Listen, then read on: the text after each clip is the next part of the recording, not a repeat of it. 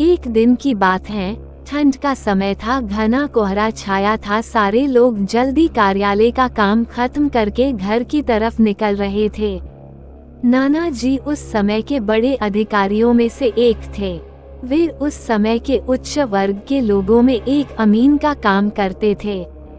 रोज की तरह ही उस दिन काम खत्म होने के बाद घर के लिए अपनी गाड़ी से रवाना होने लगे। रास्ते में उन्हें हाट से कुछ सामान भी लेना था, तो वे और साथियों से अलग हो गए। उन्होंने घर की कुछ जरूरत के सामान लिए और गाड़ी आगे बढ़ा दी। आगे जाने पर उन्हें कुछ मछली बाजार दिखा और वे मछली खरीदने के लिए रुक गए। ताज़ी मछलियां लेने और देखने में टाइम ज्यादा ही गुजर गया। उनकी जब अपनी घड़ी पर नजर गई तो उन्हें आभास हुआ कि आज तो घर जाने में बहुत देर हो जाएगी और ये सब लेकर घर पहुंचने में काफी समय लग जाएगा। फिर यही सब सोचकर उन्होंने सोचा कि क्यों ना जंगल के रास्ते से निकला जाए तो जल्दी पहुंच जाऊंगा। तो उन्होंने अपना रास्ता बदला और जंगल की तरफ अपनी गाड़ी को घुमा लिया। समय 11 बज चुका था। गाड़ी तेज रफ्तार से आगे बढ़ रहा था, तभी अचानक तेज ब्रेक के साथ गाड़ी को रोकना पड़ा। उनकी गाड़ी के आगे एक औरत जोर जोर से रो रही थी। उन्होंने सोचा, इस वीराने में ये औरत क्या कर रही है। उन्हें लगा कि कोई मजदूर की पत्नी होगी जो नाराज होकर घर छोड़कर जंगल में भाग आई है। तो उन्होंने उससे पूछा कि यहाँ जंगल में तुम क्या कर रही हो, लेकिन उसने कोई जवाब न देकर और जोर जोर से रोने लगी। सारे जंगल में उसकी हूँ सी सिसकियाँ गूंज रही थी। फिर नाना जी ने पूछा, तुम्हारा घर कहाँ है, लेकिन वो कुछ भी ना बोली। तब नाना जी ने कहा कि आज चलो मेरे घर में रहना, सुबह अपने घर चली जाना। ये जंगल बहुत सारे जंगली जानवर से भरा है, रात भर यहाँ मत रुको। चलो आज मेरे घर में सबके लिए खाना बना देना और कल सुबह अपने घर चली जाना। उसने ये सुना तो झट से तैयार हो गई और गाड़ी में पीछे की सीट पर बैठ गई। सिर में बड़ा सा घूंघट डालने की वजह से उसका चेहरा छिपा हुआ था। कुछ ही देर में गाड़ी घर के दरवाजे पर थी। घर के लोग कब से उनकी राह देख रहे थे। गाड़ी रुकते ही पापा ने पूछा, आज तो बहुत देर हो गई और सारे लोग आ भी चुके हैं। तब उन्होंने सारी बातें अपनी माँ को बताई और कहा कि आज खाना इससे बनवा लो, कल सुबह ये अपने घर चली जाएगी। इतनी रात को बेचारी जंगल में कहाँ भटकती, इसलिए मैं ले आया।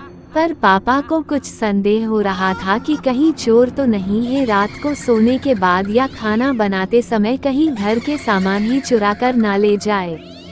पर बेटे की बात को कैसे मना करती।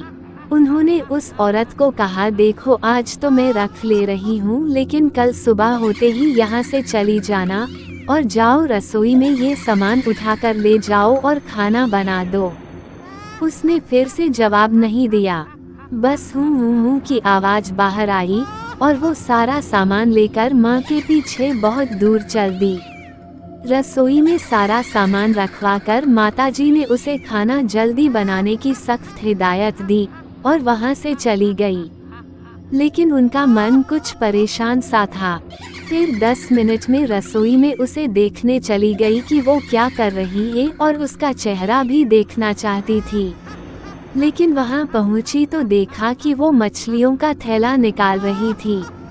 उन्होंने बहुत जोर से गुस्से में कहा, यहाँ सब खाने का इंतजार कर रहे हैं और तुम अभी तक मछलियाँ ही निकाल रही हो, कल सुबह तक बनाओगी क्या। घूंघट अभी भी था तो चेहरा देखना मुश्किल ही नहीं नामुमकिन था।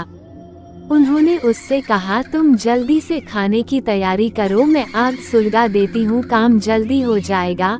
और वे जल्दी से चूल्हा जलाने की तैयारियां करने लगी। लेकिन साथ ही वो उसका चेहरा देखने की भी कोशिश कर रही थी। लेकिन वो जितना देखने की कोशिश करती वो और पल्लू खींच लेती।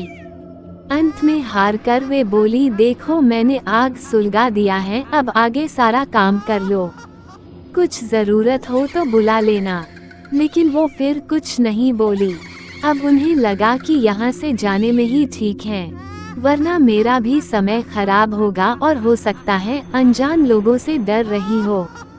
ये सब सोचकर उन्होंने उसे कहा कि मैं आ रही हूँ, जल्दी से खाना बनाकर रखना, और वहाँ से निकल गई। मन अभी तक परेशान ही था, कभी अपने कमरे, कभी बच्चों के, कभी बाहर, सबको देख रही थी, कहीं कुछ अनहोनी ना हो जाए। 1 मिनट भी आराम से नहीं बैठ पाई। अभी 5 मिनट ही हुए थे, पर उनके लिए वो घड़ी पहाड़ सी हो रही थी। समय बीत ही नहीं रहा था। 8 मिनट बड़ी मुश्किल से गुजरे और वे तुरंत ही कुछ सोचकर रसोई की तरफ दौड़ी, और वहां पहुंचकर जैसे ही उन्होंने रसोई घर का नजारा देखा, उनकी आंखें फटी की फटी रह गई। उनके पैर बिल्कुल ही जम गए, ना उनसे आगे जाया जा रहा था ना ही पीछे।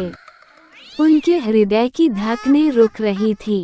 वो औरत रसोई में बैठकर सारी कच्ची मछलियाँ खा रही थी। सारी रसोई में मछलियाँ और खून बिखरा पड़ा था। उसके सिर से घूंघट भी उतरा पड़ा था। इतना खौफनाक चेहरा आज तक उन्होंने नहीं देखा था। बाल, नाखून सब बड़े हुए थे। मछलियाँ खाने में मगन होने की वजह से उसे कुछ ध्यान भी नहीं था, और खुशी से कभी कभी वो आवाजें भी निकल रही थी। हूँ सी आवाजें गूंज रही थी। रसोई पिछवाड़े में होने की वजह से और लोगों का ध्यान भी इधर नहीं आ रहा था, और वहां पहुंचकर माँ को भी कुछ नहीं समझ आ रहा था कि चिल्लाने से कहीं घर के लोगों को नुकसान ना पहुंचाएं। वो चुड़ैल से अपने घर को कैसे बचाए उन्हें समझ नहीं आ रहा था। बस भगवान का लोग ये मंजर देखकर डरे साहमे से खड़े थे, और मन ही मन माताजी की हिम्मत की दाद दे रहे थे, तो ऐसे छूटा चुड़ैल से पीछा।